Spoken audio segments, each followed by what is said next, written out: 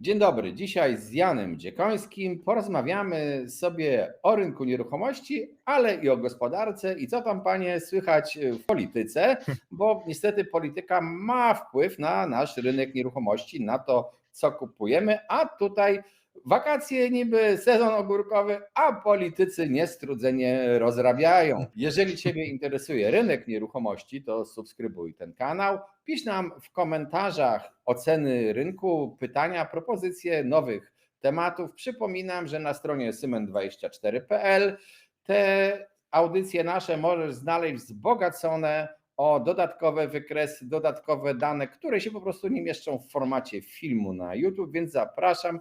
Tam też znajdziecie szkolenia o obrocie nieruchomościami. Zapraszam do wspierania kanału. Wspierający dostają więcej. Sprawdźcie sobie na playliście dla wspierających. I tytułem wstępu, Janku, tak żeby narysować tło, w którym jesteśmy. Obroty towarowe handlu zagranicznego w okresie styczeń-maj 2024 w porównaniu z analogicznym okresem roku poprzedniego eksport spadł o 10,2%, a import spadł o 9,7%. To nie ja podaję, tylko GUS oczywiście. Koniunktura konsumencka lipiec 2024, wskaźnik wyniósł minus 14 i był o 2% niższy w stosunku do poprzedniego miesiąca, to znaczy, że jesteśmy coraz bardziej pesymistami. Przeciętne zatrudnienie było niższe o 0,4% w porównaniu z czerwcem 2023. Wskaźnik cen produkcji sprzedanej przemysłu w czerwcu 2024, więc nasze ceny wzrosły o 0,1% w stosunku do maja 2024 i spadły w stosunku do analogicznego miesiąca poprzedniego roku o 6,1%. Nasza płaca średnia, taka dziwnie średnia liczona przez GUS, wzrosła i wyniosła 8168,67. Gratuluję tym, którzy zarabiają tyle lub więcej. No i współczuję tym, którzy zarabiają poniżej, a tak naprawdę to przecież to jest tylko brutto, więc na rękę jest znacznie mniej, a poza tym mediana jest jeszcze niższa. W dodatku, jeszcze dodam dla porządku, nie wiemy, jak ostatnio głosuje koalicja i kto jest w koalicji. Tu nie mówię o aborcji, ale na przykład nad ustawą o podwyższeniu PCC projektu Lewicy, tylko za nią głosowała Lewica razem z PiS-em, a cała reszta 232 posłów, czyli powyżej większości, dwóch powyżej, zagłosowało przeciw. No i mamy też oczywiście dyskusję ministra finansów i ministra rozwoju i technologii na temat programu Bezpieczny Kredyt na Start. Janku, co to wszystko oznacza? Powiedz, tak zacznijmy. Mętlik dla postronnych obserwatorów. Zacznijmy od tej gospodarki. Rok temu wychodziliśmy z takiej mini recesji de facto. Rok temu byśmy sobie pewnie, no nie pamiętamy z reguły tak daleko sięgających jakby historii, ale faktycznie rok temu polskie PKB się kurczyło. Mieliśmy jakby tak zwane odczyty tych nastrojów konsumenckich były jeszcze niższe niż teraz. No, było kiepsko zasadniczo, jeszcze mieliśmy na dokładkę inflację w tamtym czasie ponad 10% ona spadała, ale no, było jeszcze byliśmy na tym takim bardzo wysokim poziomie. Dzisiaj mamy taką sytuację, że ta nasza gospodarka od takiego ryzyka stricte recesji, powiedzmy się, może odsunęła. Różne analizy, prognozy na początku roku mówiły, że bardzo szybko ta nasza gospodarka wróci na takie super tory wzrostowe i łączny wzrost takiej realnej gospodarki w tym roku wyniesie 3,5, 4, może i nawet delikatnie więcej procent. Prawdopodobnie to się nie wydarzy. Nie wydarzy się nie dlatego, że tam gospodarka nam się cofnie i będzie recesja, raczej wzrośniemy. Ostatni odczyt był 2 punkty procentowe wzrostu po pierwszym kwartale, ale obecnie te prognozy naszego wzrostu są przycinane. Dlaczego? Okazuje się, że ta nasza gospodarka leci na jednym silniku. Tych silników z reguły mamy co najmniej 3. Mamy taki silnik nas, konsumentów, wydających pieniądze na, nie wiem, nowy samochód, nowe ubrania, czy wakacje restauracyjne, takie rzeczy. I to pensje też jest rosną, pensje rosną. Tak, i to sobie radzi bardzo dobrze. Wzrost sprzedaży detalicznej rok do roku wyniósł ponad 5% w tych ostatnich miesiącach, więc to jest taki czynnik, który super rośnie. Też nie we To też, wszystkich branżach dodajmy, bo to... oczywiście, bo to się rośnie głównie w branżach takich, nazwijmy to stricte konsumpcyjnych, nie rośnie zwłaszcza w wydatkach na dobra trwałe typu meble, AGD. To jest na przykład branża, która leży i kwiczy. To trochę wynika z tego, że przeszliśmy taką trochę falę oddawania mieszkań, więc te nowe telewizory, co je tam mieliśmy kupić z nowymi pralkami, to już kupiliśmy, po co nam trzeci telewizor. Więc to jest trochę naturalne, a rosną na przykład sprzedaż samochodów rośnie, ale to jest znowu efekt jakiś trochę cenowy, te samochody już nie są takie niedostępne, nie są też aż tak drogie, w tym sensie, że łatwiej też nam jest urwać jakiś powiedzmy rabat u tego dealera, ale w dużym skrócie jakby konsument czuje się dobrze, bo przy 11% wzroście wynagrodzenia inflacji 2,5% konsument może powiedzieć, że ok, mogę wydawać te pieniądze przynajmniej na takie bieżące życie. Natomiast zatarły nam się dwa inne takie powiedzmy silniki tej naszej gospodarki. Pierwszy to jest przemysł.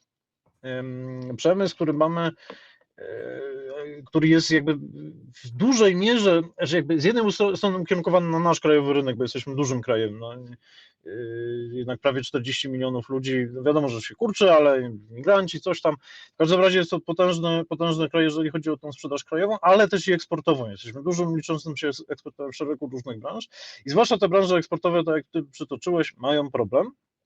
To jest eksport zarówno energii, bo to jest jeden z produktów przecież eksportowanych, to jest eksport właśnie tego RTV AGD, to jest eksport materiałów budowlanych różnorakich, maszyn, urządzeń i tak dalej. Teraz dlaczego ten eksport tak sobie słabo radzi? Radzi sobie z jednej strony słabo, bo generalnie Europa sobie słabo radzi, zwłaszcza Niemcy, zwłaszcza na przykład przemysł, czy branża budownictwa w Niemczech po prostu trzeci rok jest po prostu w kryzysie, kurczy się tam aktywność budowlana, no i tak naprawdę to promieniuje po całej Polsce, całej jakby Europie i w efekcie też i Polsce.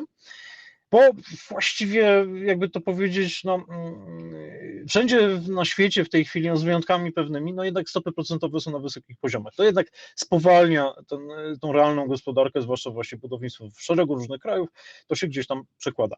Drugi natomiast problem, jaki mamy naszego przemysłu, to to, że on stracił konkurencyjność. 10 lat temu mieliśmy niskie płace, tanią energię relatywnie, mieliśmy kurs walutowy w takich okresach, że nawet w momencie, kiedy nasza waluta była droga, silna, no to przynajmniej te tanie czynniki powodowały, że i tak po prostu byliśmy konkurencyjnym eksporterem. Dzisiaj jest sytuacja taka, że mamy jakby w ogóle region Europy Centralnej, ale Polska też, mamy droższą energię niż jest ona na zachodzie.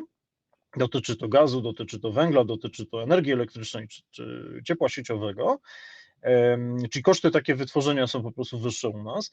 Płace rosły tak gigantycznie szybko, że jakby tą przewagę kosztową utraciliśmy, bo mamy też niższą wydajność, więc to, że tam taniej, jak musimy mieć więcej pracowników. I teraz te wzrosty płacy minimalnej niestety tą konkurencyjność nam zabiły. Po drodze nasza waluta zaczęła się umacniać, to też wali w eksporterów. No i summa summarum po prostu wielu firmom się przestaje opłacać prowadzić produkcję w Polsce. Są zamykane Przepraszam, że ci przerwę, bo odnośnie tej waluty, to tak, no dobra, ona się umacnia, czy się będzie umacniać, bo jakbyśmy sobie zrobili taki test, nazwijmy to hot doga, czy tam jakiś inny, to nasza złotówka jest jeszcze ciągle mocno niedoceniona, a też powiedziałeś o tej wydajności pracy, ona wcale nie jest taka dużo niższa. Fabryki mamy tak samo nowoczesne lub nawet nowocześniejsze niż gdzieniegdzie na świecie, bo są nowsze po prostu. Oczywiście. Nasze autostrady są nowsze niż niemieckie, więc po prostu to ja bym już ten mit takiej słabej wydajności Polaków to jest raczej już mit. Ale ta liczona ekonomicznie jest po prostu niższa. Ile ten pracownik tam wyprodukuje po prostu. No. W każdym razie, no, jak ktoś już bierze to pod uwagę, no to wiesz, jeszcze jest inny problem, u nas jest trudniej o pracownika. Więc nawet jeżeli on jest wydajniejszy, to po prostu go nie ma i bo ciężko nie go mamy znaleźć. prawie bezrobocia, jedno chyba z najniższych bezroboci w Europie, więc... Tak. I to jest problem demograficzny z jednej strony, a z drugiej strony problem tego, że nam przestali przyjeżdżać migranci do naszego kraju. Ale jeszcze odnosząc się do waluty, czy ona ma perspektywy jakiegoś umacniania się? Powiedzmy, bez wchodzenia w głęboką taką analizę, to Ciągle jesteśmy krajem rozwijającym się, który ma potencjał do tego, żeby się umacniać pod tym kątem. Raczej mamy taką sytuację, że nasze stopy procentowe chwilę dłużej zostaną na tym poziomie, jaki są, a Unia już powoli je obniża. I to też się przekłada na umacnianie naszej waluty. Więc no, są tu takie dwie perspektywy. To, co ciągle jeszcze waży na tej słabości naszej złotówki, jest to ryzyko takie, powiedzmy, geopolityczne, no bo mamy ciągle wojnę za płotem.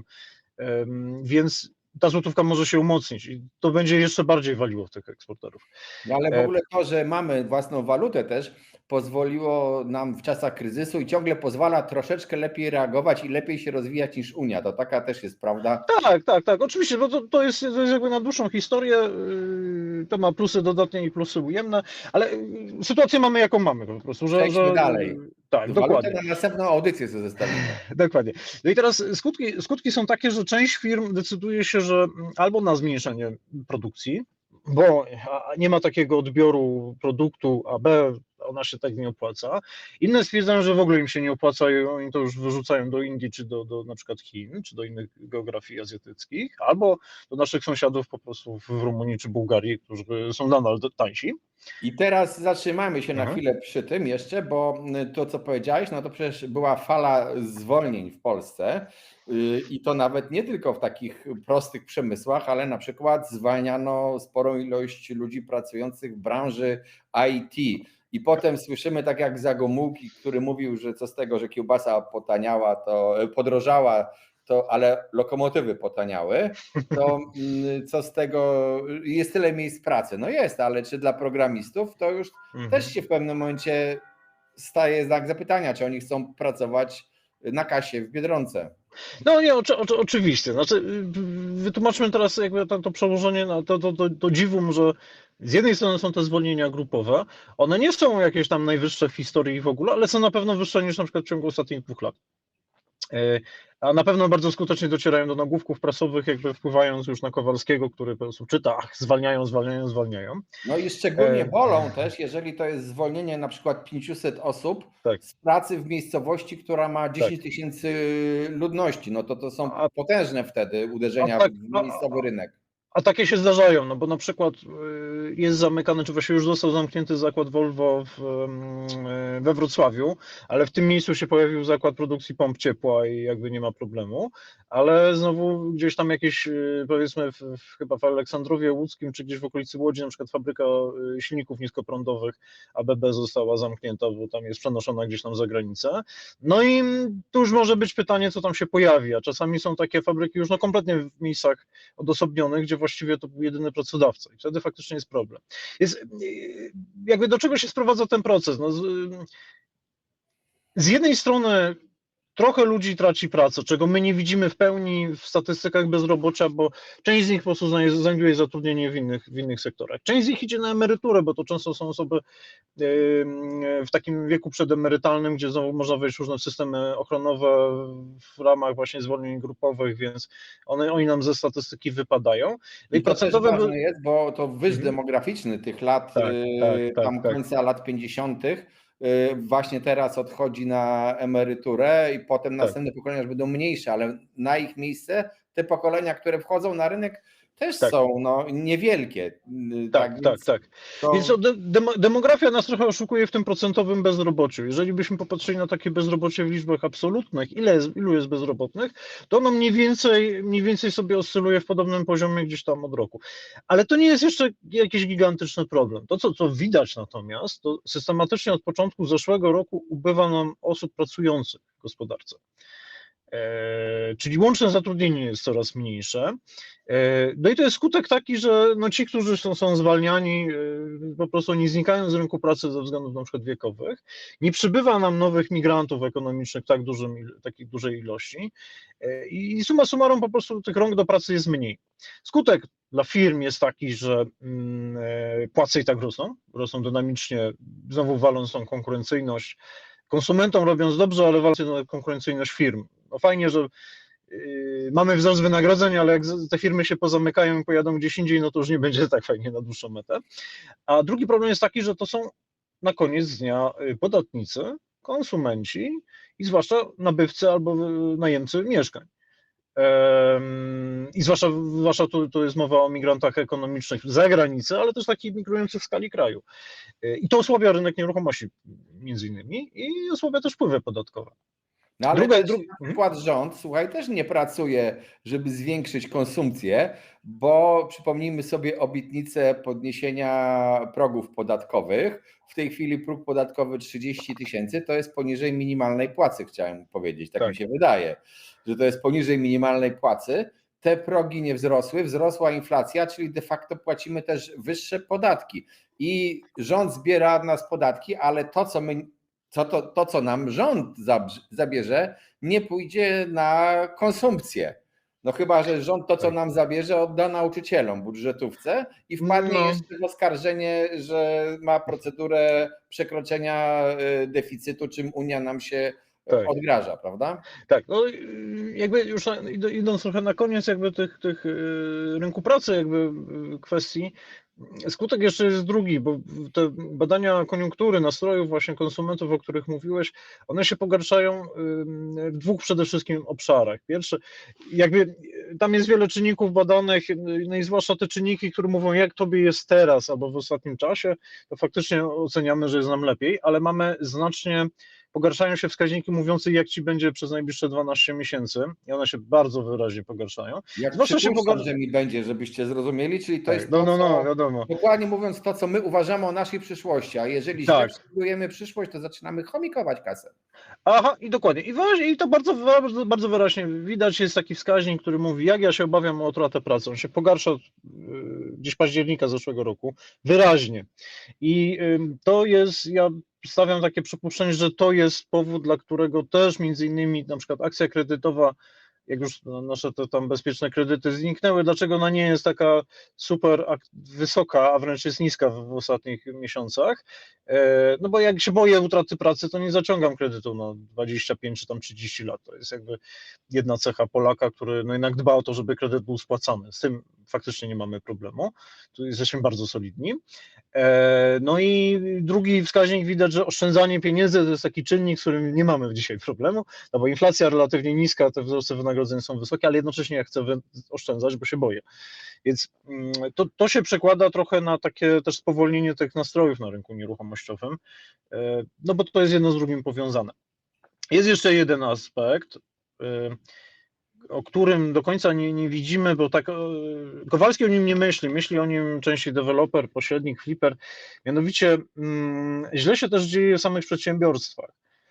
Przez te wysokie koszty energii, wysokie koszty pracy, spowolnienie inflacji, czyli możliwości przekładania tych wzrostów kosztów na konsumentów, spadają zyski firm. No i ktoś powie, super, no ci wredni kapitaliści teraz nie zarabiają, dobrze im, tak? Skutek natomiast jest taki, że no z jednej strony szukają oszczędności, więc mogą zwalniać ludzi, a z drugiej strony nie inwestują, bo nie mają czego i muszą bardziej ciąć koszty. I to nieinwestowanie przekłada się zarówno w nieinwestowanie, na przykład nowe miejsca pracy, nowe maszyny, nowe urządzenia, nowe fabryki, ale też inwestowanie w nieruchomości. I widać też, że ten taki segment na przykład nieruchomości inwestycyjnych, tam gdzie mam nadwyżkę, mam jakieś 500 000 do wydania, czy tam 1 000 000, no muszę gdzieś to ulokować na giełdzie, to ja się boję, to w co? No w nieruchomości. Gdzie? No to może w jakimś tam Zakopanem, w jakiejś tam Szklarskiej Porębie, czy tam gdzieś indziej nad morzem, czy w jakiś apartament w centrum Warszawy.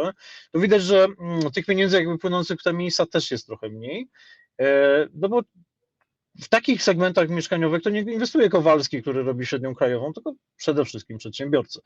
To jest jakby drugi efekt. I ostatnia rzecz, dlaczego ta gospodarka sobie nie radzi, już na tym może zakończmy, na tej gospodarce, to nie tylko przedsiębiorstwa mniej inwestują, wydając właśnie na różne trwałe dobra, ale też i można powiedzieć państwo mniej inwestuje, na przykład w infrastrukturę, drogową, kolejową, etc. Nawet nie dlatego, że nie chce, albo że tam zmiana władzy spowodowała, że coś tam się zatkało, tylko po prostu nam się skończyły pieniądze z poprzedniej perspektywy unijnej, a te nowe, których przez długi czas było głośno, czyli KPO, które miały tam do naszą gospodarkę tak rozhulać, no to one dopiero takim szerokim strumieniem popłyną w 2025 roku. Mamy w tym roku dziurę po prostu trochę taką inwestycyjną i to widać też między innymi w koniunkturze budownictwa. Budownictwo no jest na dołku po prostu, mniej produkuje.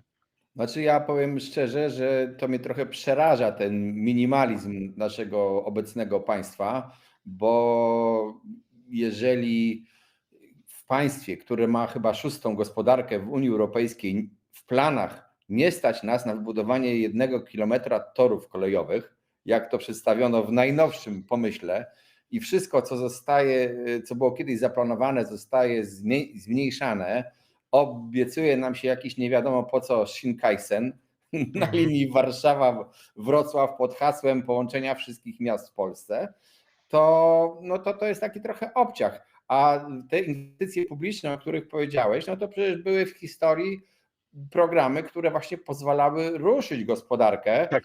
No i musiałbym niestety wymienić 2 nazwiska osób, których nie lubię, ale to pierwszym takim pomysłodawcą był Mussolini, a drugim jego wierny uczeń z Niemiec. Nie wiem, czy wiecie, że autostrada to jest słowo z No tak. włoskiego pochodzące i właśnie to jest program, oprócz osuszenia bagien, Tak. prowadzenia tam produkcji ryżu i tak dalej, ale to były pieniądze, które po prostu pozwoliły kiedyś wychodzić z kryzysu gospodarkom i ludziom, bo raz te Tak. inwestycje publiczne, których w Polsce będzie coraz mniej, konsumpcja jeszcze jest, ale jak powiedziałeś, taka raczej ostrożna i chyba ludzie są, jak mają te złe nastroje, to są nastawieni na oszczędzanie. No i przemysł stający się coraz mniej konkurencyjny w stosunku do tego, co jest za granicą z różnych powodów, także z powodów na przykład polityki energooszczędności i Zielonego Ładu. Między innymi, nie chcę wszystkiego zwalać na Zielony Ład, od razu powiem, zostawmy to sobie na później, ale... Tak, ale tu się chętnie odniosę, bo właśnie to, że my jesteśmy tacy niekonkurencyjni po stronie kosztów energii, no trochę to jest efekt tego, że został wdrożony w 2007 roku system handlu uprawnieniami do emisji CO2, ale gdyby nawet nie był wdrożony, to i tak mielibyśmy identyczny dzisiaj problem. Po prostu mamy niedoinwestowaną energetykę, stare elektrownie. Średni wiek bloku energetycznego w Polsce wynosi 50 lat, a średni wiek majątku sieciowego to 40 lat. I tu jest wiele zaszłości, wiele też politycznych błędów, niechęci. Przesyłowe też jeszcze problem. Tak, dokładnie. No i to jest, my musimy de facto to wszystko wymienić. Teraz, czy to będzie gaz, czy elektrownia jądrowa, czy wiatraki i tak dalej, to jest na dłuższą historię. My zresztą ostatnio analizę na ten temat wypuściliśmy, ale w dużym skrócie te pieniądze muszą popłynąć. To są inwestycje, które są konieczne i zrealizowanie tych inwestycji, dajmy na to tej elektrowni jądrowej, w dużym skrócie powoduje, że nasz koszt energii spada i my sobie tą konkurencyjność poprawiamy. I takie inwestycje są jak najbardziej mile widziane. No oczywiście można, dłuższa historia teraz, czy tu, czy tam, czy taka, czy inna. Tylko my za dużo dyskutujemy. Ja energetyką się zajmowałem kiedyś przed nieruchomościami. W 2008 roku zacząłem i słuchajcie, wtedy też się mówiło o elektrowni jądrowej. Ona już miała istnieć od 4 lat dzisiaj. Tak. Ale zamiast, za przeproszeniem, pieprzyć głupoty, zamiast robić, to pieprzyliśmy głupoty, znaczy nasi politycy. No i teraz elektrownia jądrowa ma być w 35, natomiast no wszyscy wiedzą, że pewnie to nie będzie do końca pewnie 35, może pewnie chwilę później. I to są nasze zaległości inwestycyjne, których nie mamy. Buduje elektrowni, bo jest podejrzany politycznie. To jest jakieś chore. Wrzucanie do gospodarki poglądów politycznych. Kogo to interesuje? Trzeba budować, trzeba ludziom, przedsiębiorcom nie utrudniać, to byłoby fajne, a nie gadać tylko i gadać, bo to gadanie, zapowiadanie to jest coś koszmarnego. To nie jest cecha tylko tego rządu, bo to inne rządy robiły powszechnie, ale ten to chyba już przechodzi wszystkie inne. Jeżeli się zapowiada, że tak było na przykład, nawiążmy do rynku nieruchomości, bezpieczny kredyt, zobacz, został ogłoszony jeszcze w grudniu, między świętami a Sylwestrem już minister Hetman mówił, że są pieniądze na kredyt 0% na mieszkanie.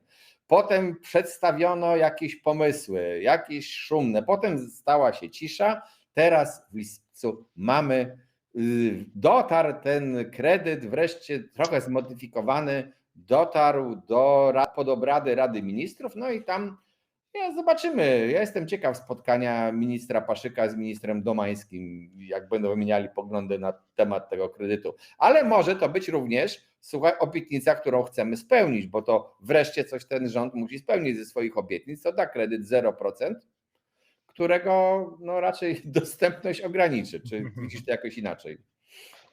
No, znaczy to jest jeden z przykładów właśnie, gdzie lepiej sypać pieniądze. No, istotnie budowanie mieszkań, czy one będą socjalne, czy na sprzedaż i tak dalej, no to jest to tak zwane koło zapachowe też gospodarki. Są fajne memy na ten temat, jak tam łamią kogoś na kole jacyś tam zakonnicy w tym kontekście. Natomiast to jest inwestycja, która nie ma długofalowych skutków. To znaczy to, że więcej osób będzie miało swoje własne mieszkanie, nie spowoduje, że taniej będziemy produkować, taniej będziemy eksportować i tak dalej. I to jest inwestycja bardzo krótkowzroczna. Ale Jak poczekaj, miałbym... jeszcze skoro nawiązałeś do tego tematu, to podyskutujmy chwilę. Tak. Ten kredyt, bezpieczny kredyt był na rynek wtórny i na rynek pierwotny. Większość kredytów wzięto na rynku wtórnym, nie na pierwotnym, co spowodowało, co nie przyczyniło się do wytworzenia nowej substancji mieszkaniowej, nie zachęciło. Ten kredyt działa dokładnie to samo, ale w tamtym kredycie na 2% wzięto kredyt, brały bez jakichś dużych ograniczeń, bez progów, oprócz tego maksymalnego, 81,8% to byli single ponad 50% i gospodarstwa dwuosobowe. Obecny kredyt przez ustawienie progów w praktyce potężnie ogranicza tę grupę. To jest ta grupa, która właśnie chciała mieszkanie na start. On raczej preferuje tych, którzy mają dużo dzieci, no to mogą sobie i mają mieszkanie już, czyli nie pierwsze mieszkanie, mogą kupić kolejne, na przykład na rynku wtórnym, więc gdzie tu jest wytwarzanie nowych mieszkań? No, jest osłabione, w pełni się zgadzam. Znaczy, jeszcze w styczniu na spotkaniach w ministerstwie też mówiliśmy jako eksperci, grono eksperckie, że jeśli już robić jakiś strasznie program, tak się naprawdę na to napinać, no już zamykając oczy na te skutki, to zróbmy tylko rynek pierwotny, no bo to przynajmniej składa VAT, więc możemy refinansować de facto te wydatki. To jest taka już bardziej trochę logiczna inwestycja. I B, tworzy to po prostu popyt na usługi budowlane, materiały i tak dalej. Kręci się wtedy. A jak mamy rynek wtórny, no to się mało kręci. Znaczy kręci się tylko tym, co sprzedali. Więc zgadzam się z Tobą w pełni i tak jakby, żeby nie rozwodzić się na temat tego programu, bo też moglibyśmy tutaj 2 godziny mówić. Faktycznie po tym nowym projekcie ja już jestem zdania, że mało kto skorzysta, zwłaszcza w dużych miastach, z tego programu. I właściwie jedynym takim, nazwijmy to w cudzysłowie, wygranym tego programu będą właśnie rodziny 5-osobowe i większe, czy tam z 3 dzieci, bo to są właśnie te banki. No i banki, rzecz jasna, ale to są właśnie głównie ci beneficjenci, którzy ze względu na znowu brak progu dochodowego, wysokie progi te kredytowe i tak dalej, to oni jeszcze coś tam sobie wyczarują. Cała reszta, no niestety myślę, że będzie patrzyła tak trochę przez szybę trochę na możliwości tego programu, chyba że w mniejszych miastach, tam faktycznie może być tak, że też i te mniejsze gospodarstwa domowe też z tego skorzystają. Natomiast pytanie, czy jest sens tak ciąć, ruszać tymi suwakami różnych wskaźników, żeby zrobić jakiś tam program, powiedzieć, tak, zrobiliśmy program, a tak na dobrą sprawę właściwie nie rozwiązaliśmy zasadniczych problemów rynku nieruchomości. Myślę, że to nie tędy droga. Znaczy słuchaj, to jest program taki, który mówisz ludziom, dajemy ci kredyt na 0%, chociaż tam niewielu dostanie ten kredyt na 0%, ale jest hasło, daliśmy ten kredyt, tak samo jak było hasło, dajemy kredyt 2%. W okresie, kiedy są wysokie stopy procentowe, to brzmi atrakcyjnie. W dodatku to jest tak naprawdę za tam troszeczkę więcej niż 1 miliard złotych, opędzasz prawie 100 000, 90 000 kredytów. Ja mówię o bezpiecznym kredycie. W tej chwili 2%. Taki był jego rezultat w ciągu roku. To za 1 miliard złotych nie wybudujesz dużej ilości mieszkań. To po prostu, bo to wiesz, to wspomagało banki, które mogły ludzi bardzo kreowały kredyt, no ale na dłuższą metę to będzie nie 1 miliard, tylko kilkanaście miliardów złotych. No i te kilkanaście miliardów złotych to są na przykład 3 elektrownie gazowe duże, które musimy wybudować, albo 1/3, czy tam 1/4 elektrowni jądrowej, którą też musimy wybudować. No i wracamy trochę do tego, o czym mówiłeś, czyli krótkiej kołderki, bo nie przypadkiem rząd się nie kwapi do takiego szybkiego tam obniżania podatków, czy tam zwiększania tej kwoty wolnej i tak dalej. To wynika wprost z tego, że po prostu mamy bardzo duży deficyt. Została wszczęta procedura nadmiernego deficytu wobec Polski, więc będziemy musieli, właśnie minister finansów będzie musiał dopilnować stopniowe schodzenie z tego deficytu. No i on bardzo będzie, myślę, ostrożny albo taki wymagający wobec swoich kolegów z koalicji co do tego, jakie są skutki faktycznie finansowe poszczególnych radosnych pomysłów. No i Ale też jest taka prawda, Janek, że jeżeli człowiek, zwłaszcza ci, jeżeli z niższych grup dochodowych mają dodatkowe pieniądze, to oni te dodatkowe pieniądze wydają potem na konsumpcję, bo oni ich nie odkładają. Albo nawet jak wydają, to nie nawydają tego na złoto, na jakieś inne rzeczy, tylko na to, co jest tak powszechnie potrzebne. I te osoby po prostu potem swoimi zakupami nakręcają gospodarkę. To tak się dzieje. A jak odbierzesz wszystkim pieniądze, bo przecież znowu w porównaniu z tą Unią, to my mamy bardzo nisko ustawiane progi podatkowe. Od relatywnie niewielkich zarobków zaczynasz płacić duże podatki. To samo przedsiębiorcy mają. Te nasze utrudnienia i progi podatkowe dla przedsiębiorców w Polsce są relatywnie nisko ustawione, więc no, kto to ma utrzymać to państwo? No, może na koniec to są niestety podatnicy. No i to jest znowu nieszczęśliwy trochę zbieg okoliczności z tą naszą demografią, czy tym spadkiem liczby pracujących, no bo to nie emeryci płacą podatki i dzieci, tylko pracujący. Skoro nam się ta pula kurczy, to trochę jak w Japonii, Przepraszam, jak we emeryci są Włoszech. opodatkowani.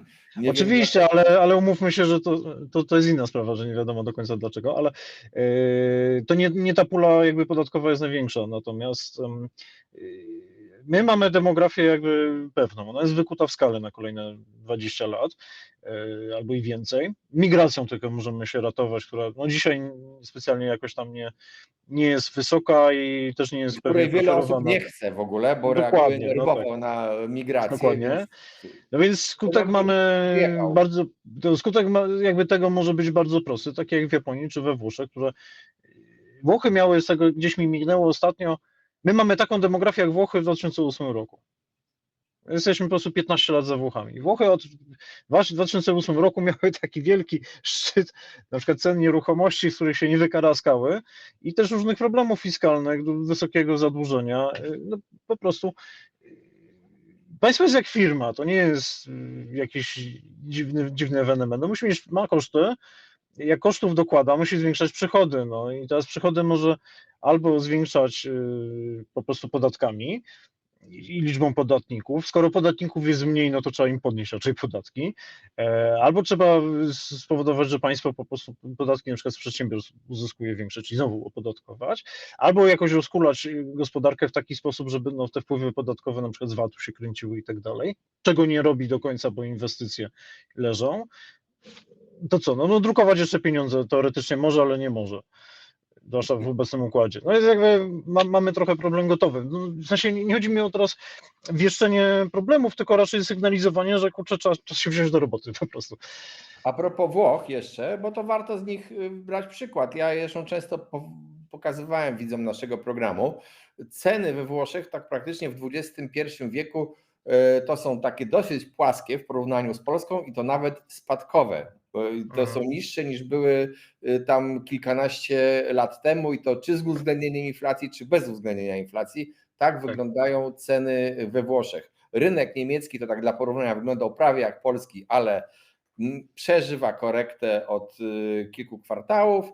No, rynek polski kilka razy się układał do korekty, ale ona nie następowała z różnych powodów, a to COVID-u, a to najazdu Ukraińców, napływu Ukraińców z powodu wojny, a to z powodu bezpiecznego kredytu 2%, który w zeszłym roku potężnie ten rynek uratował.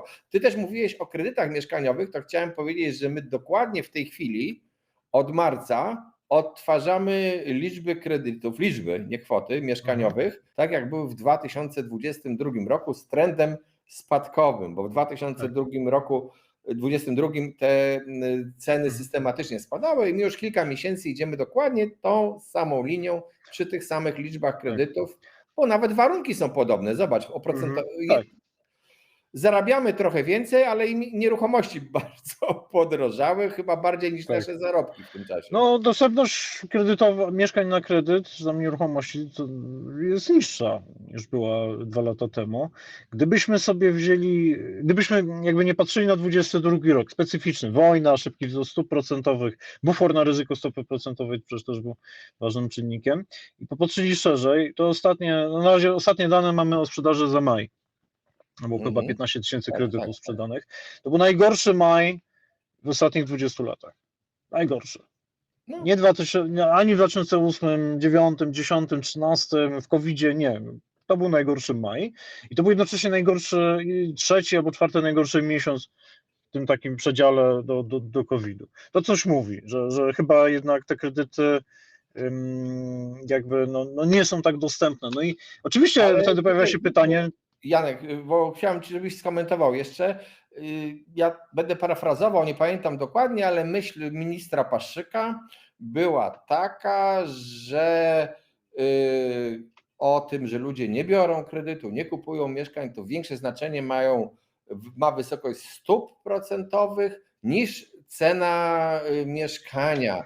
I to z jednej strony jest prawda, ale z drugiej strony chyba nie do końca, prawda? Bo jeżeli cena jest wyższa o 30%, to nawet tani kredyt nie pomoże, no chyba, że będziemy dopłacać. Potem w jakimś innej wypowiedzi minister Paszyk tam się wycofywał trochę, że to inaczej by trochę ujął. On powiedział, że mieli jakieś badania, których nikt nie widział, że wiem, napisałem, uważaj, napisałem w ramach mojego prawa do wiadomości, do informacji publicznej, napisałem do ministerstwa prośbę o przysłanie mi, kto te badania zrobił, na jakiej grupie były badane, nazwiska i tak dalej. No i czekam na tę odpowiedź. W zasadzie chciałem może sprawdzić, kiedy to WIPOKOM stanie. To jest 2 albo 3 tygodnie temu, więc jeszcze chwilę może poczekać na tą Tak, to jeszcze, bo ja wtedy zaraz zafarapował. Pierwszy raz w życiu coś takiego zrobiłem. Ale chyba ty nie jedyny, tam więcej widziałem takich pomysłowych. Tak? Ale w każdym razie on powiedział, że Polacy nie mają problemu z wysokimi cenami, tylko z niską zdolnością kredytową jakby w stosunku do tych cen. Masło maślane. Gdyby ceny były niższe, to by mieli lepszą zdolność kredytową, bo niższy kredyt, nie? No i zapominamy o tym, że nie każdy może lub chce zaciągnąć kredyt. Też o tym trzeba pamiętać. To też tak. No i do kredytu też miło byłoby mieć wkład własny. Zobacz, ten bezpieczny kredyt i proszę Państwa, w tym bezpiecznym kredycie potężny wskaźnik był kredytów na 30-35 lat przy LTV większym niż 80%. To znaczy, to są kredyty, jak ty takie kredyty nazywasz? Ninja. Dlaczego? W Stanach Zjednoczonych przed kryzysem w 2008 roku, właściwie on się zaczął wcześniej, w 2007-2006, zostały wdrożone na początku wieku takie regulacje, które ułatwiały zaciąganie kredytów właśnie z bardzo wysokim LTV na bardzo długie okresy, tak w dużym skrócie, żeby maksymalnie podbić zdolność kredytową. W efekcie ludzie na jakichś śmieciowych pracach z niskimi dochodami bez wkładu własnego mogli zaciągać kredyty. Ninja to jest no income, no job, i teraz nie pamiętam, czego było ale w każdym razie skutek był taki, że te kredyty się powysypały. Dokładnie, aspirujący, dokładnie. I jak wspomniałeś mi wcześniej przed nagraniem o tych wskaźnikach, też się chwyciłem za głowę, bo to są wskaźniki wręcz dramatyczne. Nie chodzi o to, żeby dać kredyt każdemu, tylko żeby dać kredyt po prostu tym, którzy będą w stanie go spłacać. Teraz kredyt na 35 lat to są praktycznie same odsetki, tutaj płacone jeszcze przez podatnika na dokładkę w tym przypadku, bo to w końcu podatnik dopłaca do tych odsetek bezpiecznego kredytu. No i zero wkładu własnego, to jest pytanie, czy ten człowiek, dany kredytobiorca, jest finansowo jakby zarządzać swoimi finansami w ten sposób, żeby zbudować jakieś oszczędności. Odszukałem te dane, żeby Państwu powiedzieć. Te LTV większe niż 80% wystąpiło w przypadku 42,8% kredytów wziętych w ramach programu Bezpieczny Kredyt 2%. Tam po prostu korzystano z takiej gwarancji wkładu własnego, z takiego programu, ale to pokazuje, ile osób po prostu, dlaczego oni tak zrobili, bo ich nie było stać na ten wkład własny nawet. Czyli to Lub im są, się opłacało, lub im się lub im opłacało, się też może być opłacało. tak. Komu się opłaca branie kredytu na 30 do 35 lat? Jak powiedziałeś, to jest przecież jakiś kosmos. Ale jeżeli odsetki mam na 2%, Ale te odsetki na 2% masz tylko przez krótki okres, tak? A no potem tak, ale nadpłacę kapitału jakąś część, a potem będę coś kombinował. Wiesz jak ludzie czasami, tylko z mostem robią. Natomiast no i dla mnie to jest trochę dramat, że to tak zostało zrobione. I co więcej, politycy w dużym skrócie tylnymi drzwiami zmienili reformy, które były wdrażane dekadę temu, właśnie w nauce po kryzysie z 2008 roku.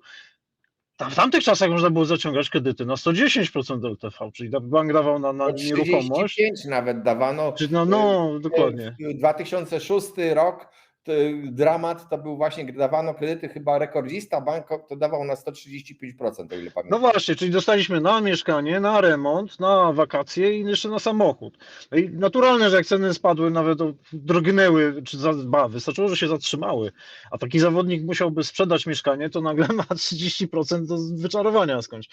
I to był kredyt we frankach, więc miał trochę więcej. No, to już w ogóle. Więc to był dramat i ze względu na ten dramat zostały wdrożone konkretne regulacje. Został wdrożony maksymalny poziom LTV 80%, warunkowo 90%, jeżeli się, drogi kredytobiorcy, ubezpieczysz.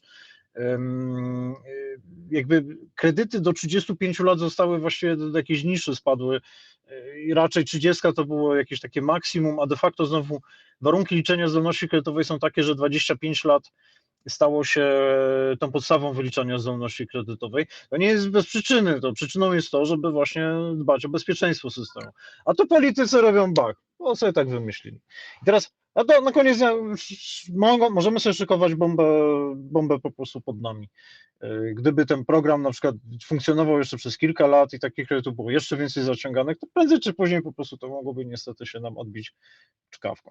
Żeby było weselej nam wszystkim, to w tym projekcie Bezpieczny Kredyt 2% zamontowano również tak zwane bezpieczniki.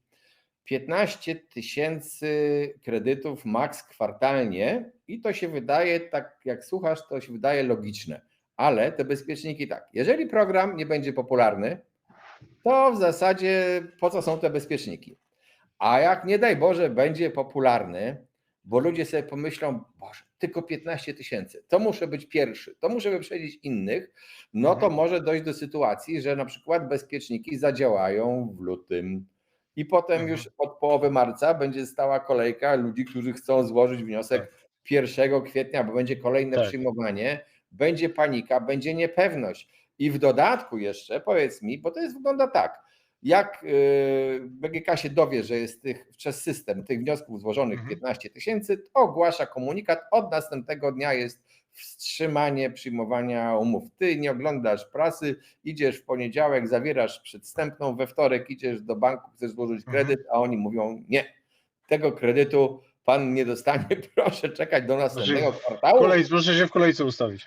W komitecie kolejkowym, który tam będzie i to nie wiadomo jak i do którego banku stanąć też, bo to też który będzie pierwszy i wiesz, to będzie zamiąch. Po prostu no będzie. To nie inaczej, jeżeli kredyt będzie popularny. Powiedzieliśmy raczej, że wiele wskazuje na to, że popularny nie będzie, bo spora grupa potencjalnych nabywców, która może już się zadowoliła zresztą z tytułu bezpiecznego kredytu 2%, ale spora grupa osób podobnych do nich, czyli tych singli, tych ludzi na początku życia, singli i tych takich dwuosobowych gospodarstw na starcie, to oni na ten kredyt na start nie za bardzo co mają liczyć.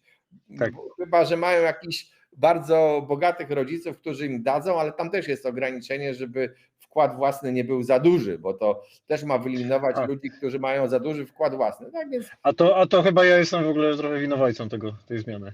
Dlaczego? No bo to pod moją poniekąd uwagą jakby zostało napisane, że zostaje wprowadzone częściowo. No i może to jest słuszne, bo w ogóle to jest, nazwijmy dla mnie, to jest nie program budowy mieszkań, tylko to jest program socjalny. Przynajmniej tak jak 500+. Tak jak 500+ nie jest programem prokreacyjnym, tylko socjalnym. No. No tak, to nikogo nie te 800 czy tam 500 zł, niewiele osób pewnie skłoniło do kolejnego dziecka. Natomiast no, to były pieniądze puszczone w gospodarkę, przy okazji nam wzrósł obrót, to było, oni właśnie wydali to na konsumpcję. Nie Próg jest ubóstwa powiedziane, spadł. że jak niektórzy mówili, że na alkohol, ci ludzie naprawdę kupowali rzeczy im Tak. potrzebne i dobrze, że kupowali, No, przykładali się do wydatków państwa, przedsiębiorcy zarabiali, tak to było. I tutaj to jest to samo, tylko że tych pieniędzy niekoniecznie zobaczą deweloperzy i jeszcze w dodatku w tej chwili przecież jest taka trochę mała ilość rozpoczynanych budów, znaczy ona może wzrosła trochę, ale też bez przesady. Widać ostrożność deweloperów w podchodzeniu do nowych przedsięwzięć, to widać wyraźnie. A i w związku z tym, jak na wypuszczony rynek, znowu by wypuszczony rynek nowymi ofertami miałoby wpłynąć tanie pieniądze, no to ja tego dobrze nie widzę. Ten program już ma te ponad pół roku historii. W styczniu miał jakieś pomysły, w kwietniu projekt, teraz kolejny projekt. To trochę jest jakbyśmy gotowali obiad, następnie stwierdziliśmy, coś tam nie smakuje, więc go jeszcze tutaj coś tam doprawimy, przerabiamy, wsadzimy do piekarnika ponownie i próbujemy dalej. Mi się wydaje, że w ogóle kompletnie to trzeba byłoby od zera trochę siąść i naprawdę się zastanowić nad celami państwa i społeczeństwa i dopiero pod te cele uszyć program. A ten program, niezależnie jak będzie rzeczywistość zaklinana, to jest jakaś tam forma kontynuacji bezpiecznego kredytu z wieloma jego po prostu wadami. No niestety, ja nie widzę od lat i to nie w tym rządzie, ale we wszystkich rządach innych jakąś małą inicjatywę do zmieniania przepisów tak, żeby się budowało wygodniej, troszeczkę, ale też tak nie do końca i niezbyt odważnie zrobiono tą reformę w planowaniu przestrzennym, wprowadzeniu planu ogólnego, to bardziej Unia wymusiła na nas niż świadoma działalność, ale to był krok w dobrym kierunku, ale taki półkrok. O czym już były inne audycje, nie chcę teraz do tego tematu wracać. Janie, prosiłbym Cię, bo już tak byśmy podsumowali, to jakieś krótkie podsumowanie, gdybyś tej naszej sytuacji gospodarczo-nieruchomościowej zrobił, może też bardziej gospodarczej nawet. Tak, no gospodarczej. Słucham? Gospodarczej przede wszystkim. Powiem tak, jest coraz lepiej gospodarczo, ale mamy wiele rys na tej naszej gospodarce, na rynku pracy, na eksporcie, na inwestycjach, które wynikają z różnych tam naszych zaległości długoterminowych. To nie są takie rzeczy, które na chwilę wyskoczyły i znikną zaraz. To są po prostu narastające problemy, które są często zamiatane pod dywan przez zwłaszcza polityków po prostu kolejnych. I teraz pytanie, czy ta tama naszej, powiedzmy, gospodarki, demografii, tych różnych rzeczy, czy ona utrzyma się, czy te rysy zostaną zaklejone przez polityków, na razie się nie zanosi za bardzo, przynajmniej w krótkim terminie, czy niestety pod naporem tych naszych różnych tam problemów, które mamy demografię jako problem, mamy powiedzmy problemy właśnie w sektorze energetycznym i tak dalej, mamy problem też ciągle trochę na tym rynku nieruchomościowym i tak dalej. Czy to co pierwsze strzeli? No, czy te rysy są tamą polecą, czy jednak jakaś refleksja będzie w sferze zwłaszcza właśnie różnych reform, które musimy wdrażać i czy one nastąpią? I raczej to nie jest tak, że mamy jakiś kryzys za płotem za 3 miesiące i w ogóle dramat. Chociaż wiadomo, różne niespodzianki się wydarzają, ale tego nie widać jakby z jednej strony, ale to takie znowu nadzieje tej Polski jako tego czempiona wzrostu, no mamy problemy dla tego czempionatu, nazwijmy to, więc. Ja podsumuję ze swojej strony, ja bym bardzo pragnął i czekał na pojawienie się jakiegoś polityka z wizją, polityka odważnego, polityka, który nie będzie się patrzył na słupki popularności, tylko podejmie się wymaganych już reform i tak jak kiedyś, to bardzo dawna historia, taki minister Wilczek, to jeszcze chyba w komunistycznym rządzie wprowadził taką zasadę, że co nie jest prawem zakazane, to jest dozwolone, to nasza gospodarka i nasze przepisy też zostaną oczyszczone z wielu absurdów blokujących inicjatywę.